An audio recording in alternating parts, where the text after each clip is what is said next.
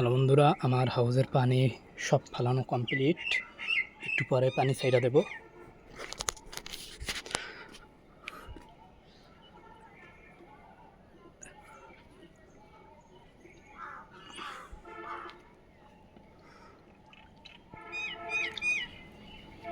তাড়াতাড়ি পানি ছাড়তে হইবে, না মাছ অসুস্থ হয়ে যাইবে।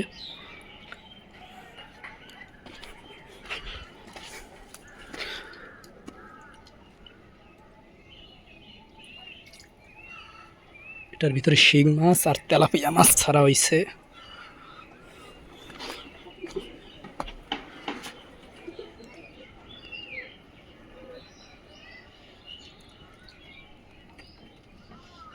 কিছু শিং মাছ বড় হয়ে গেছে, এই যে দেখেন, এই যে দুইটা বড়।